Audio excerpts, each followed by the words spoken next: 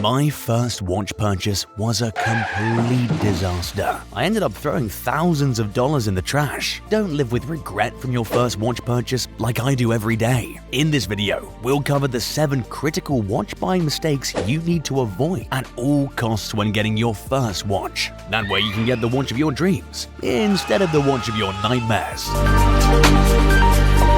Hey, watch enthusiast, Julian Wentworth here. We know that buying your first watch can be an exciting but also daunting experience. You saved up your money and you're ready to add a layer of style, professionalism, and maybe even a touch of edginess to your wardrobe. But there are so many different brands, models, and styles to choose from. It can be so easy to get overwhelmed. It's like being at a Costco. You go in there looking for a gallon of milk and you come out with a lifetime supply of nacho cheese. But on a serious note, when it comes to purchasing your first watch, making the right decision is critical to ensure you end up with a timepiece that you'll cherish for years to come.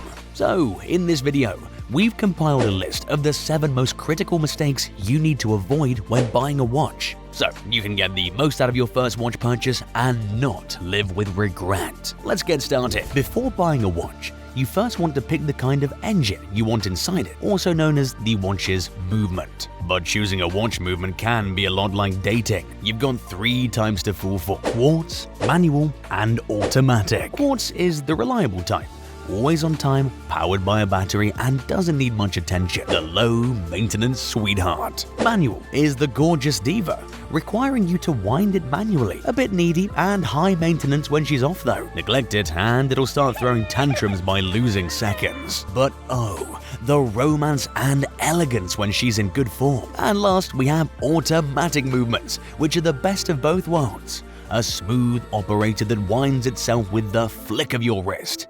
The athletic, I can take care of myself type that loves to do cardio with you. So, are you after dependability, a bit of work with a classic charm, or some wrist-flicking magic? Remember, it's not just about good looks, it's what's inside the watch that counts. Next, you need to realize that some watches may not always keep time with surgical precision, and that maintaining their accuracy requires regular upkeep. So, if you think your shiny new mechanical watch is gonna keep time like your smartphone, you're in for a rude surprise. It's like expecting a snail to keep up with the Ferrari. Mechanical watches and even some automatic movements can be the prima donnas of the timepiece world. They're gorgeous and nuanced, but not always punctual. They can gain or lose a few seconds a day, and that's okay.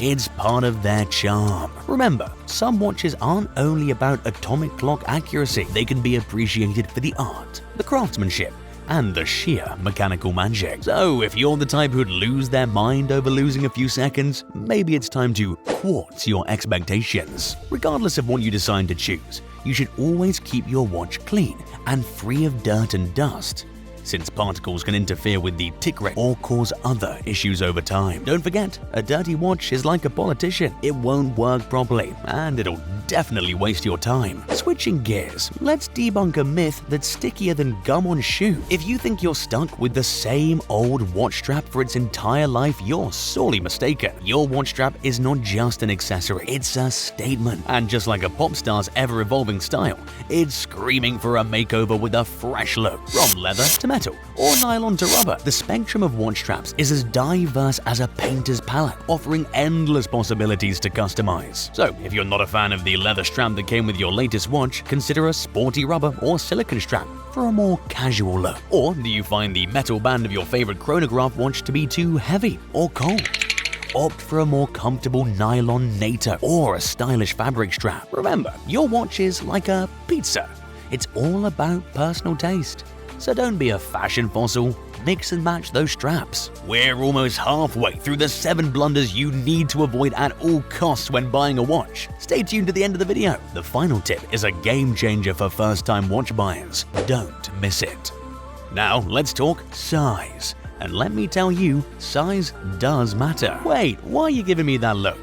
No, not that kind of size. Get your mind out the gutter. This is YouTube, not you Anyway, we're talking about watch sizes. And if you think every watch will fit your wrist, you're as wrong as a penguin in the desert. Choosing a watch is like choosing a hat. Some watches are like snapback hats. One size can fit most within reason. For other watches, similar to fitted hats, you'll need to ensure that your wrist size is a perfect fit for both the watch strap and the watch face. Wearing a watch too big for your wrist can make you look like you're a kid playing dress-up with grandpa's timepiece. And too small will make you feel like a chihuahua trying to wear a St. Bernard's collar. So measure your wrist, folks. And remember, your watch should complement your style, not scream for attention like a toddler in a toy store. Pivoting to another common blunder, let's talk investments. No, not your crazy Uncle Eddie's failed penny stock picks.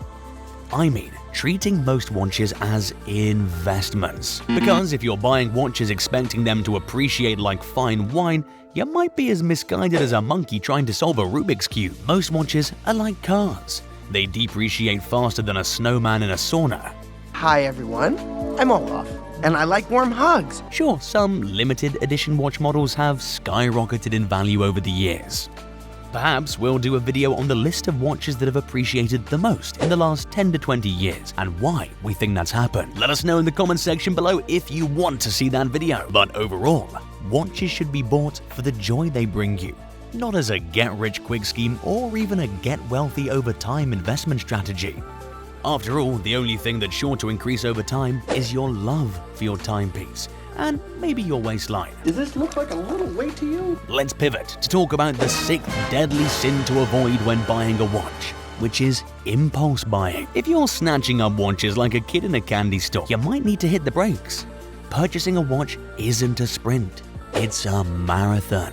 It's like dating. You wouldn't marry the first person you meet at a bar, right? If you would, then we need to have a different conversation. A watch can be a significant investment, so it's essential to research the brand, understand the movement, consider the size, and evaluate the style.